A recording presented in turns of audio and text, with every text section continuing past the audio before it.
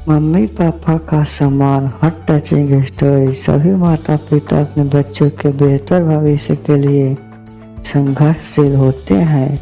सुबह को भी अपनी बेटी अनन्या के भविष्य का फिक्र था। अभी अभी वह इंजीनियरिंग की पढ़ाई पूरी कर जॉब में आई थी, मगर सुबह को बहुत शौक था कि उसकी बेटी आगे की पढ़ाई के लिए विदेश जाए, मगर उसकी आर्थिक स्थिति मजबूत नहीं थी। पति विनय खुदरा विक्रेता थे।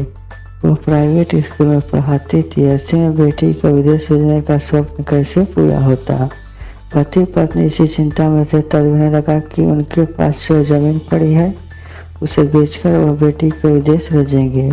फिर तो उस जमीन को सील कर अनन्या को विदेश भेज दिए। पढ़ाई पूरा कर अब अनन्या लौटी तो उसका पैकेज बहुत बड़ा हो गया था।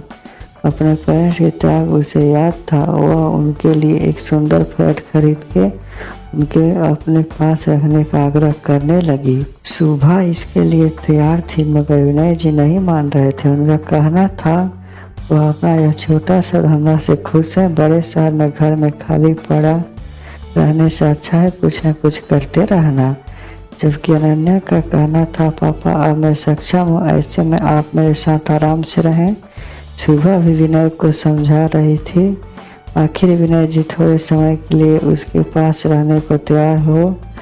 जब वह बेटी के पास गए तो अनन्या उनके सुख का हर संभव प्रबंध किए हुए थी। यह देख विनय जी खुश तो बहुत हुए, मगर उनके दिल में एक चिंता थी जो उन्हें बेचैन कर रही थी। वह चिंता थी अनन्या की शादी।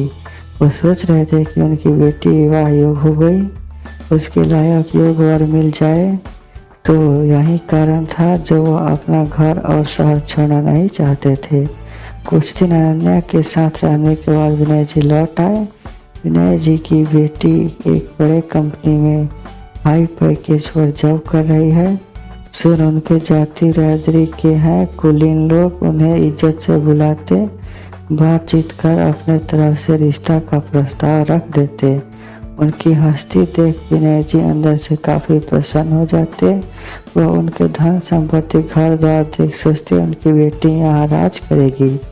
वह अपनी पत्नी सुबह को बताते तो वह भी यह सुन काफ़ी खुश हो जाती। अपने जाति बिरादरी में बेटी को देने से उनकी इज्जत भी बनी रहेगी और बढ़ेगी भी। यह सोच वो अनन्या को हर प्रस्ताव पर डिस्कस करती। मगर अनन्या का कहना था कि मम्मी मेरा रिश्ता वहाँ करना जहाँ मेरे मम्मी पापा को सम्मान मिले।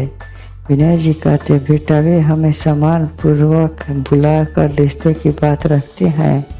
पापा एक समय था जब कई लोग आपसे बात करना पसंद नहीं करते थे, आपकी सुनते नहीं थे, और आज विपरीत परिस्थिति रहते हुए भी अपने अपनी बेटी को योग्य बना लिया। वे आपको सम्मान देने लगे। यह सम्मान नहीं उनका स्वार्थ है। इस पर विनय जी उसे समझाते बेटी यही दुनिया का चलन है। लोग उगते सूरज को ही नमस्कार करते हैं। गरीब कमजोर से लोग बेगारी तो करना पसंद करते हैं, मगर उन्हें सम्मान नहीं देते। ऐसे में इन बातों को दिल पर क्या लेना। यह कम नहीं कि वे बड़े लोग होते हुए भी भीड़ में मुझे देख अपनी गाड़ी रोक मेरी हालचाल पूछते हैं। अनन्या सोचती उसके पापा कितने सीधे हैं, उन्हें लोगों की पहचान नहीं। सच सीधे सच्चे लोग अपने जैसे औरों को समझते। इधर सुबह अपने बेटी के विवाह के लिए चिंतित होती रहती। उस दिन सुबह की एक सहेली से एक रिश्ता बताई। सुबह अपने पति विनय जी के साथ उनके घर गई। लड़के वाले बहुत सुंदर स्वभाव के थे। उनका लड़का भी अन्य कंपनी में ही था। बातचीत बढ़ी तो परिचय बढ़ा। अनन्या को सब कुछ पता चला तो वह चकित रह गई क्योंकि वह कोई और नहीं अनन्या का घनिष्ठ मित्र था। उसका नाम था पंकज। विनय जी और सुबह उनसे मिली, फिर अपनी स्थिति बताई। पंकज के साथ उसके परिवार वाले बोले अपने विपरीत परिस्थितियों में रहते हुए भी अपनी बेटी को उच्च शिक्षा प्रदान किया। धन दौलत तो आज है कल नहीं, मगर शिक्षा कोई हमसे छीन नहीं सकता। हमारे दिल में आप लोगों के लिए सम्मान है कि आपने अपना सुख त्याग कर पुत्री को वह बनाया जो धन दौलत रहने पर भी अच्छे अच्छे लोग नहीं बना सकते। मेरे तरफ से यह रिश्ता पक्का समझिए।